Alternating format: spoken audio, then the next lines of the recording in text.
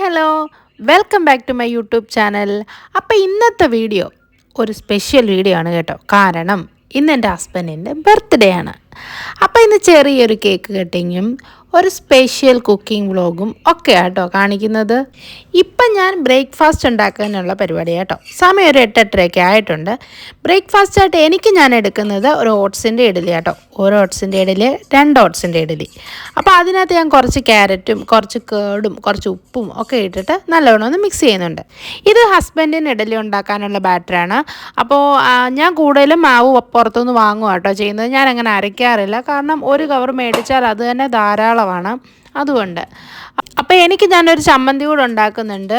എനിക്ക് തേങ്ങാ ചമ്മന്തി കഴിക്കാൻ പറ്റും. പക്ഷേ എനിക്കത് വേണ്ടാത്തതുകൊണ്ട് ഞാൻ ഉള്ളി അരിഞ്ഞിട്ടിട്ട് അതിനകത്ത് കുറച്ച് മുളക് പൊടി, ഉപ്പ്, വെളിച്ചെണ്ണ, കേടൊക്കെ ഇട്ടിട്ടുള്ള ഒരു ചമ്മന്തി ആട്ടോ ഉണ്ടാക്കുന്നത്. എനിക്കത് ഇഷ്ടമാണ്, നല്ല ടേസ്റ്റാണ് അത് കഴിക്കാനായിട്ട്. അതുകൊണ്ട് ഞാനത് ഉണ്ടാക്കുന്നത്. പുള്ളിക്ക് ഇഡലിയുടെ കൂടെ കഴിക്കാനായിട്ട് വേറെ കറി ഇരിപ്പുണ്ടായിരുന്നു. അതുകൊണ്ട് ഞാൻ സ്പെഷ്യലായിട്ട് വേറെ ഒന്നും രാവിലെ ഉണ്ടാക്കിയില്ല.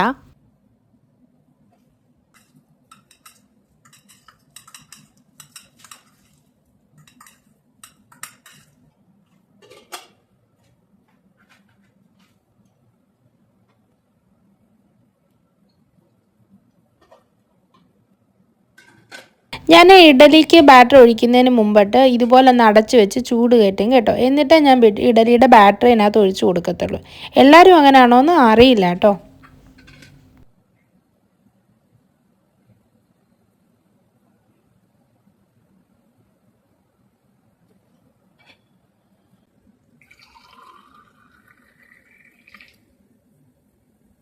ബ്രേക്ക്ഫാസ്റ്റിനൂടെ കഴിക്കാനായിട്ട് എനിക്കൊരു കട്ടൻ കാപ്പിയും കൂടെ എടുത്തിട്ടുണ്ടായിരുന്നു.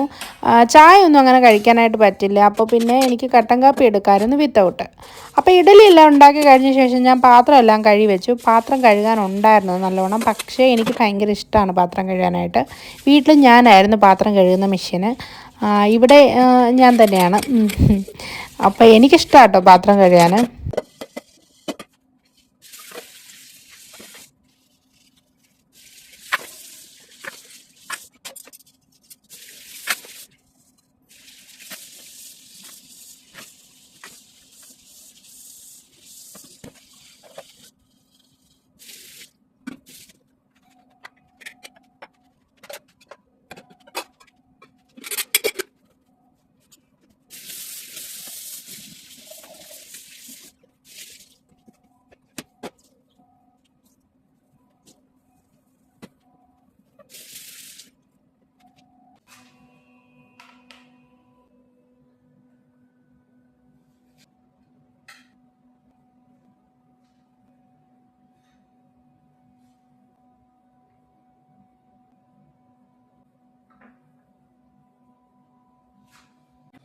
അപ്പോൾ ഫുഡെല്ലാം ഞാൻ കൊണ്ട് വെച്ചിട്ടുണ്ട് കേട്ടോ. ഇനി കഴിക്കാനായിട്ട് പോവാണ്.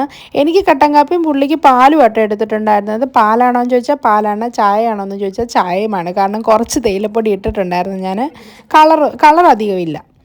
അപ്പോൾ ഫുഡ് കഴിപ്പെല്ലാം കഴിഞ്ഞു. ഇനി എനിക്ക് കുറച്ച് വേസ്റ്റ് കൊണ്ട് കളയാനുണ്ട്. അത് കുറേ പേപ്പേഴ്സും കാര്യങ്ങളൊക്കെ ഉണ്ടായിരുന്നു. അല്ലാതെ ഫുഡിൻ്റെയും വേസ്റ്റ് ഉണ്ട്. അപ്പോൾ അതെല്ലാം കൊണ്ട് കളയാനായിട്ട് പോവാം.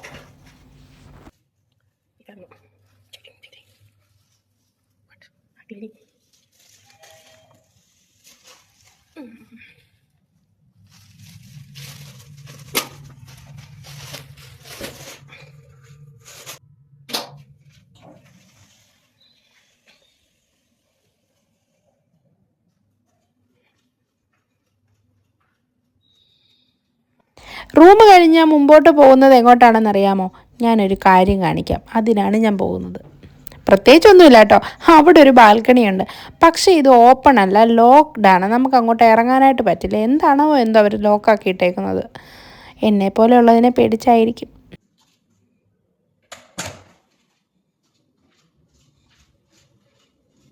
ഇപ്പോൾ ഒരു 11 മണിയൊക്കെ ആയിട്ടുണ്ട് കേട്ടോ. ഇതെന്താണെന്നറിയാമോ? തൈരല്ല, മോരാട്ടോ.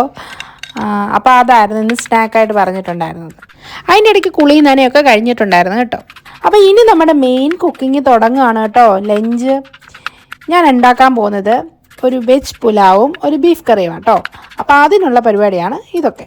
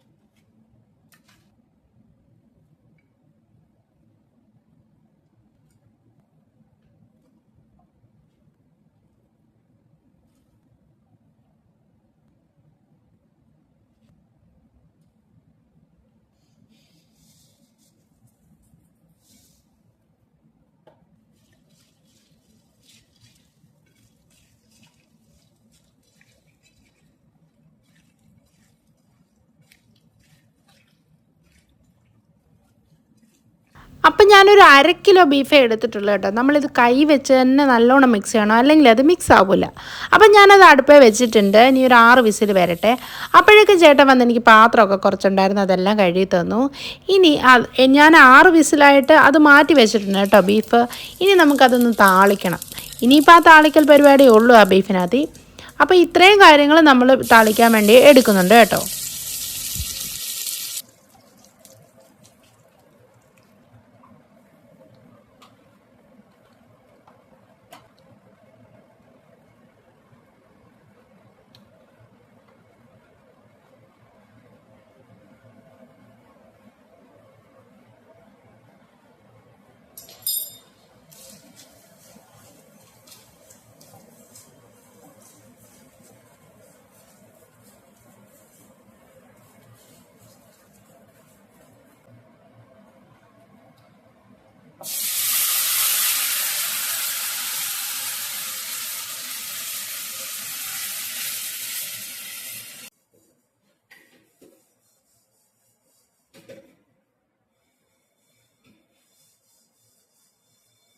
ഇനിയാണ് നമ്മുടെ മെയിൻ ഐറ്റം, അതായത് പുലാവ്.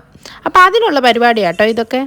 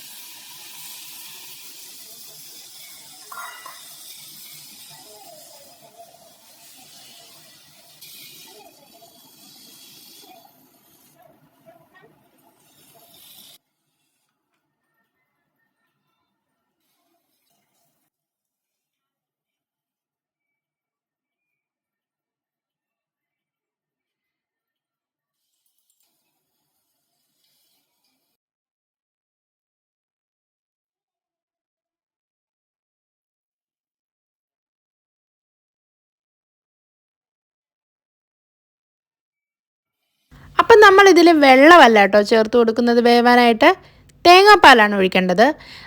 ഞാനിതിപ്പം 1.5 ഗ്ലാസ് അരി എടുത്തിട്ടുണ്ട്. അപ്പം ഞാനൊരു 2 ഗ്ലാസ്സിൽ കൂടുതൽ ഒഴിച്ചിട്ടുണ്ട് തേങ്ങാപ്പാൽ കേട്ടോ. അതായത് മുങ്ങിക്കിടക്കണം, റൈസ് നല്ലോണം മുങ്ങിക്കിടക്കണം. പിന്നെ റൈസിൽ വെള്ളം ഉണ്ടല്ലോ, ആ വെള്ളം നമ്മൾ ടേസ്റ്റ് ചെയ്യുമ്പം ഉപ്പ് കുറച്ച് കൂടുതൽ നിൽക്കണം. എങ്കിൽ മാത്രമേ റൈസ് വെന്ത് വരുമ്പോൾ നമ്മുടെ റൈസിൽ കറക്റ്റായിട്ടുള്ള ഉപ്പ് പിടിക്കത്തുള്ളൂ. എന്നിട്ട് കുറച്ച് മല്ലിയിലയും പുതിനയിലയും കൂടി ഇട്ട് അടച്ചു വെക്കണം.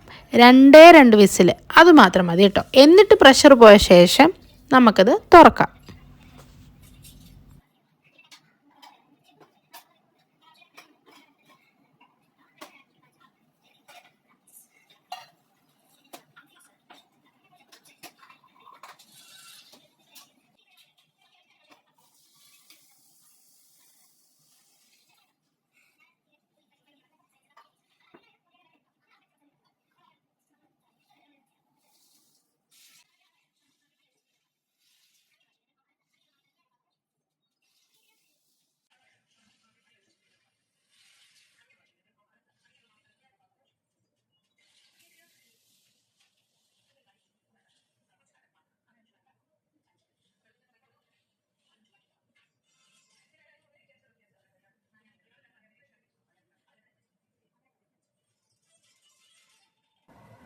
പിറന്നാളായിട്ടൊരു പായസം ഇല്ലല്ലോ, ഒരു ഗുമ്മില്ലല്ലേ. അപ്പം നമുക്കൊരു പായസം കൂടെ വെച്ചേക്കാം. ഇതിൽ ചക്കപ്പാലട എന്നൊക്കെയാണ് എഴുതിയിരുന്നത്, പക്ഷെ ചക്ക നമ്മൾ ഇടണമെന്നാണ് തോന്നുന്നത്. കാരണം ഒരു ടേസ്റ്റും ഉണ്ടായിരുന്നില്ല ചക്കയുടെ. സാധാ ഒരു പാലട പായസം അത്രേ ഉണ്ടായിരുന്നുള്ളൂ. കുറച്ചേ ഞാൻ വെച്ചുള്ളൂ, കാരണം പുള്ളിക്ക് വേണ്ടി മാത്രം. ഞാൻ കഴിക്കില്ലല്ലോ, ഡയറ്റല്ലേ. അപ്പം നമ്മുടെ പുലാവ് കറക്റ്റായിട്ട് കിട്ടിയിട്ടുണ്ട്. മുകളിൽ ഞാൻ കുറച്ച് നെയ്യ് തൂക്കി കൊടുത്തിട്ടാട്ടോ ഇളക്കിയത്. അധികം വെന്തും പോയിട്ടില്ല, എന്നാൽ ഒട്ട് വേകാനും ഇല്ലാത്ത പരുവത്തിലാണ് കിട്ടിയത്. എനിക്കറിയായിരുന്നു കറക്റ്റായിട്ട് കിട്ടുമെന്ന്, കാരണം ഇതിനു മുമ്പ് ഞാൻ വെച്ച് സക്സസ് ആയിട്ടുള്ളതാണല്ലോ. അടിയിലൊന്നും പിടിച്ചിട്ടില്ലായിരുന്നു. അതുകൊണ്ട് തന്നെ എനിക്ക് ഭയങ്കര ഹാപ്പിനെസ് ആയിരുന്നു ഇത് കണ്ടപ്പോൾ. അപ്പം നമ്മുടെ പുലാവും ബീഫ് കറിയും സാലഡും പായസവും ഒക്കെ റെഡി ആട്ടോ. ഇനി കഴിച്ചാൽ മാത്രം മതി. കുക്കിംഗ് എല്ലാം കഴിഞ്ഞ് പിന്നെയും ഞാൻ പോയി കുളിച്ചു. ഇന്നിത് രണ്ടാമത്തെ കുളിയാണ്. അപ്പോൾ ബർത്ത്ഡേ ബോയ് ഭയങ്കര എക്സൈറ്റഡ് ആയിട്ട് ഇരിപ്പുണ്ട് കേട്ടോ കഴിക്കാനായിട്ട്. നല്ല മണമുണ്ട്, നല്ല ടേസ്റ്റ് ഉണ്ടെന്നൊക്കെ പറഞ്ഞായിരുന്നു. ഇപ്പോൾ പറയുന്നത് നല്ല മണമുണ്ടെന്ന് കേട്ടോ. എന്നിട്ട് ഞങ്ങൾ കഴിച്ചു. പുള്ളിക്ക് ഭയങ്കര അഭിപ്രായമായിരുന്നു. കാരണം ഞാൻ കല്യാണം കഴിഞ്ഞ ശേഷം ആദ്യമായിട്ടാട്ടോ ഇതുണ്ടാക്കുന്നത്. ഇതിനു മുമ്പ് ഞാനിത് ഉണ്ടാക്കിയിട്ടില്ല. അതുകൊണ്ട് തന്നെ ബർത്ത്ഡേക്ക് ഇതുണ്ടാക്കാമെന്ന് ഞാൻ നേരത്തെ പ്ലാൻ ചെയ്തിട്ടുണ്ടായിരുന്നു. ഈ റെസിപ്പി എനിക്ക് കിട്ടിയത് ലക്ഷ്മി ചേച്ചിയുടെ കുക്കിംഗ് ചാനലിൽ നിന്നാണ് കേട്ടോ. ഇപ്പം നിങ്ങൾ വിചാരിക്കുന്നുണ്ടാവും ഡയറ്റ് അല്ലേ പിന്നെ എങ്ങനെ പുലാവ് കഴിക്കാമെന്ന്. അതല്ലേ അതിൻ്റെ സീക്രട്ട്. എൻ്റെ ഡയറ്റിൽ എല്ലാം കഴിക്കാം. അപ്പോൾ ഞാൻ ചേച്ചിയോട് നേരത്തെ പറഞ്ഞിട്ടുണ്ടായിരുന്നു, ചേച്ചി ഇന്ന് എൻ്റെ ഹസ്ബൻഡിൻ്റെ ബർത്ത്ഡേ, അപ്പം ഞാൻ കുറച്ച് പുലാവ് കഴിക്കട്ടെ. അപ്പോൾ ചേച്ചി പറഞ്ഞു കഴിച്ചോളൂ, പക്ഷേ ക്വാണ്ടിറ്റി കുറയ്ക്കണം. അപ്പം ഞാൻ ക്വാണ്ടിറ്റി കുറച്ചാട്ടോ എടുത്തത്. അതുകൊണ്ട് തന്നെ എനിക്ക് ഭയങ്കര സാറ്റിസ്ഫാക്ഷനുമായിരുന്നു. ഉണ്ടാക്കാനും പറ്റി, കഴിക്കാനും പറ്റി. അങ്ങനെ ഞങ്ങൾ ഓരോ വിശേഷങ്ങളും നാട്ടുവർത്താനങ്ങളൊക്കെ പറഞ്ഞ് കഴിക്കുമായിരുന്നു കേട്ടോ. എൻ്റെ ചെറുക്കന് പിന്നെ പറയാനുള്ളത് ക്രിക്കറ്റിനെ കുറിച്ച് തന്നെ. പുള്ളി ഒരു ക്രിക്കറ്റ് ഫ്രണ്ട് തന്നെ കേട്ടോ. നിങ്ങളിപ്പോൾ ഈ കാണുന്നതാണ് പ്രാക്ടീസ്, അതായത് എങ്ങനെ കേക്ക് മുറിക്കാം എന്നുള്ള പ്രാക്ടീസ്. ഫുഡ് കഴിച്ചു കഴിഞ്ഞപ്പോൾ ഞങ്ങൾ വിചാരിച്ചു എനിക്ക് കേക്ക് കൂടെ അങ്ങ് മുറിച്ചേക്കാം. ഓൾറെഡി കേക്കെല്ലാം വന്ന് സെറ്റായിട്ടുണ്ടായിരുന്നു. അപ്പോൾ അതിനുള്ള പരിപാടിയാണ് കേട്ടോ.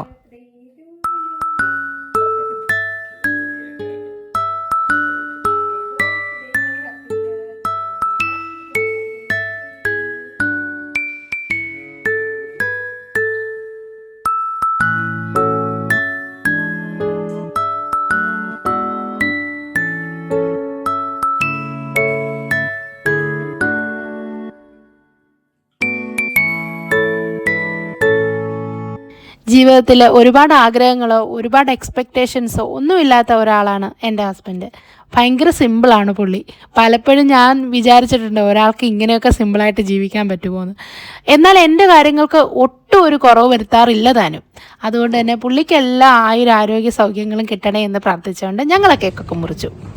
അങ്ങനെ ഈവനിങ് ഒക്കെ ആയപ്പോൾ ചുമ്മാ ഒന്ന് നടക്കാമെന്ന് വിചാരിച്ചു. അപ്പോൾ ഞങ്ങൾ അതിനുള്ള പോക്കാട്ടോ. ഞങ്ങൾ ചുമ്മാ ഒന്ന് നടക്കാൻ പോവാം.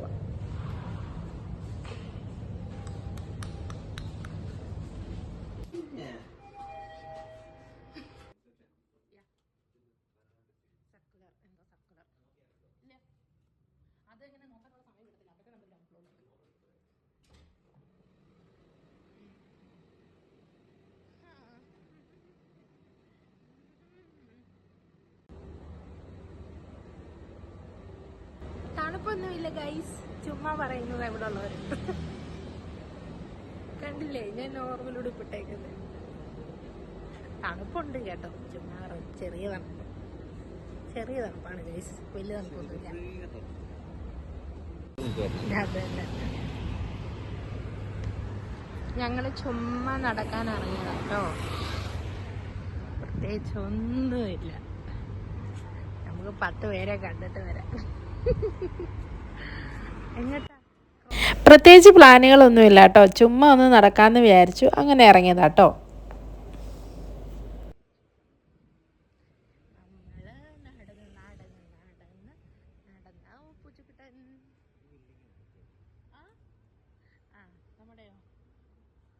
അപ്പോൾ ഇതാട്ടോ ഞങ്ങളുടെ അക്കോമഡേഷൻ വരുന്നത്, അൽറഫ റെസിഡൻസ്.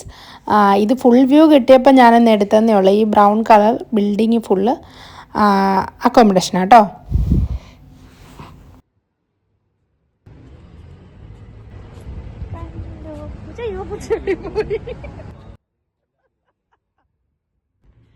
ഒന്നും ചെയ്യില്ല.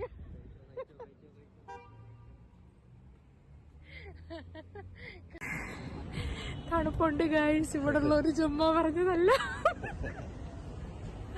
തണുപ്പുണ്ട് വലിയ നല്ല തണുപ്പുണ്ട് അല്ലേ, നല്ലതായിട്ട് കുളിരുന്ന്, ശരിക്കും നല്ല തണുപ്പുണ്ട്. അപ്പോൾ ഈ ഒരു സ്ഥലത്ത് ദീപാവലിയുടെ അന്ന് നല്ല രസമായിരുന്നു. കാരണം എന്ന് വെച്ചാൽ ലൈറ്റിങ് മാത്രമല്ല, ഇവിടെ ആയിരുന്നു പടക്കം പൊട്ടിയിട്ടൊക്കെ. അതായത് ഈ ഒരു ഏരിയയിലെ അപ്പാർട്ട്മെൻറ്റിലുള്ള എല്ലാ ആൾക്കാരും വന്നിട്ട് ഇവിടെ പടക്കം പൊട്ടിയിട്ടൊക്കെ ആയിരുന്നു. ഇപ്പം വീണേനെ ചേട്ടനുണ്ടല്ലോ, പിന്നെ എന്താ അങ്ങനെ ഞങ്ങൾ കൊച്ചു വർത്താനമൊക്കെ പറഞ്ഞ് ഇങ്ങനെ നടക്കുമായിരുന്നു കേട്ടോ. സമയം ഏകദേശം ഒരു 7, 7:30, 8 ആയിട്ടുണ്ടെന്ന് തോന്നുന്നു. നല്ല രസമാണ് ഇതിലേക്ക് നടക്കാനായിട്ട് കേട്ടോ. പ്രത്യേകിച്ച് ഹസ്ബൻഡ് കൂടെ ഉണ്ടെങ്കിൽ ഭയങ്കര തമാശയൊക്കെ പറഞ്ഞ് ഞങ്ങൾ ഒരുപാട് നേരം ഇങ്ങനെ നടക്കും. അതൊരു പ്രത്യേക സന്തോഷം തന്നെ, വൈകിട്ടൊരു നടത്തം. അപ്പോൾ ഇന്നത്തെ വീഡിയോ ഇത്രേ ഉണ്ടായിരുന്നുള്ളൂ കേട്ടോ. ഞങ്ങളുടെ ചെറിയൊരു ബർത്ത്ഡേ സെലിബ്രേഷനും ഒരുപാട് സന്തോഷങ്ങളും എല്ലാം കണ്ടതിന് ഒരുപാട് നന്ദി. അപ്പോൾ അടുത്ത വീഡിയോ ആയിട്ട് വീണ്ടും കാണാം. എല്ലാവരും ഇഷ്ടപ്പെട്ട സപ്പോർട്ട് ചെയ്യണം കേട്ടോ. ബൈ.